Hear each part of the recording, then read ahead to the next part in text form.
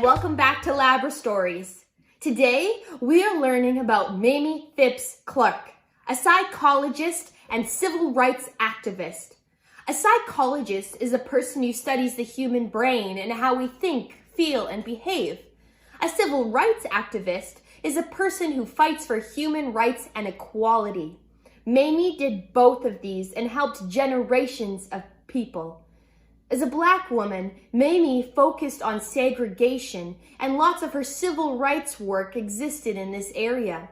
Before we dive in, we need to learn about segregation, so I brought Dr. Pipette to help us out. Pipette! Hi, Dr. Pipette. Hello, Jennifer. How are you today? I'm doing really well, and how are you? Oh, I'm great. Wonderful. Today, we're learning about psychologist and civil rights activist Mamie Phipps Clark. A successful Black woman from Arkansas who changed how we think about the human existence. Yes, her. That's the one. Actually, I have some questions for you about segregation and the way white people treated Black people. It is a dark part of our history, but it is part of our history, so it is important. First, we need to know that slavery existed in America until 1865. That isn't that long ago. And even though it was abolished, the racism and segregation means the separation of white people and Black people. Yeah, so racism and segregation continued. Schools and restaurants were segregated. There were white-only places. The racism and treatment of Black people was horrible. This is where Mamie's work comes in, right? Yes! She's famous for the doll test. I know all about the doll test. Tell us. Okay, so the doll test was a test that Mamie did with children. She would interview children, and she would have two different types of dolls, a white doll and a Black doll. In towns and communities where there was a lot of racism and segregation, Mamie would show the children the dolls and ask them how they felt.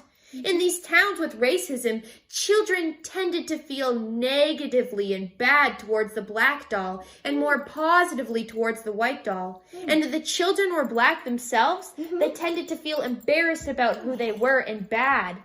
In towns and communities where there was no racism or less racism, children tended to like both dolls and identify with whichever they were more like. So Black children tended to like the Black doll and white children tended to like the white doll, but both dolls were celebrated by the children. Yes, and this proved that our environment and upbringing changes how we feel about ourselves and our skin color. Wow. Now that we know about her civil rights background in psychology, I think it's time for our own psychological experiment. All you're going to need is a pen and a piece of paper.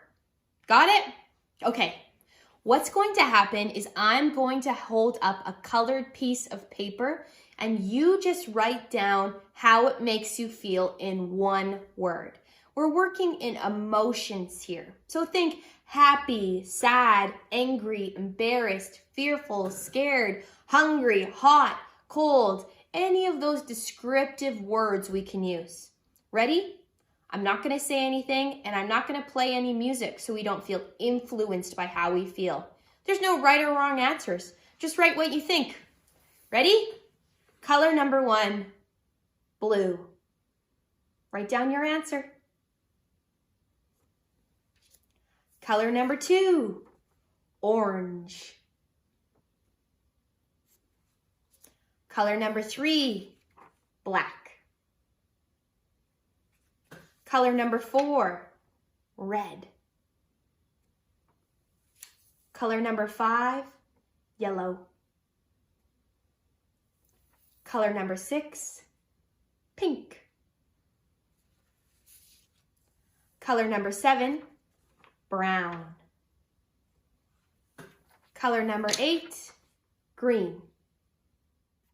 Now that you have your answers, you can show your friends or your parents. Do you have similar answers?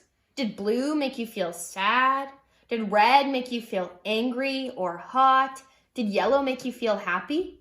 Whatever you felt and whatever you wrote is right.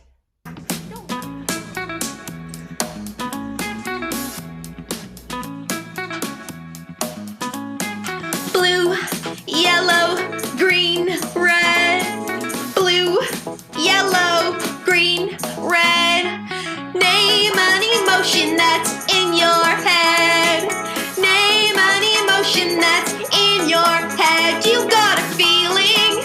What does it sound like? You got a feeling?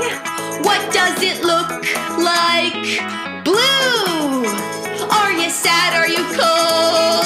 Yellow. Are you happy or warm? Green. Are you sick? Are you smug? Red. Is it anger or love? Nothing is wrong, just sing along. This is the emotion song. Nothing is wrong, just sing along. This is the emotion song. When you feel it, let it be true, whatever that means. Feel your feelings for you. Sometimes I cry, sometimes I scream. What do my emotions mean? Our body is talking to us. We can listen and we can trust. Any color, let the feeling flow. I can feel the whole rainbow. Blue, yellow, green, red. Why do we feel certain ways about certain colors? I'm going to consult my dad's 1973 Contemporary Clinical Psychology textbook by Dr. Goldenberg here. This tells me that it's called emotion-color association, and that the way we feel about colors can be influenced by our culture, our religion, or our upbringing. In society, we see stop signs that make us feel stop, or they can make us feel angry. Red can also mean love. Lots of colors can mean lots of different things. Babies react happily and giddily to bright colors because they actually can't even see dull colors with their eyes. Whatever you felt was the right emotion, and it doesn't really matter whatever color what makes you feel, as long as you know how you feel. Well, after that psychological experiment, I think it's time for a laugh. Let's check out Funny Bone.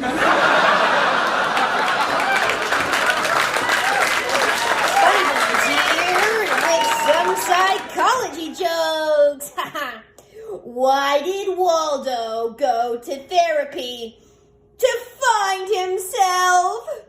Why was the chocolate bunny sad? He felt hollow inside.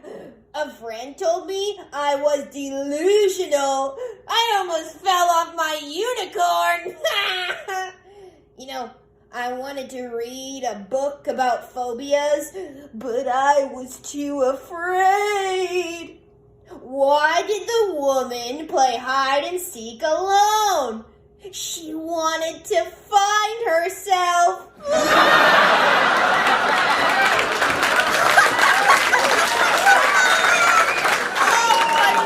He always cracks me up. He's so humorous. That's a bone in the human body, so it's actually a double joke, but I will cover that later in another episode. Thanks for sticking around today and learning about Mamie Phipps Clark. She really did a lot of work in psychology and civil rights and made big impacts on how the world is today. And thanks for trying my experiment. You should try it on your friends sometime, or your parents, or see what kind of mood you're in and if that changes your answers. It's really interesting how the human brain works, and we're still learning to understand it. Thanks for learning with me today. I hope to see you next time.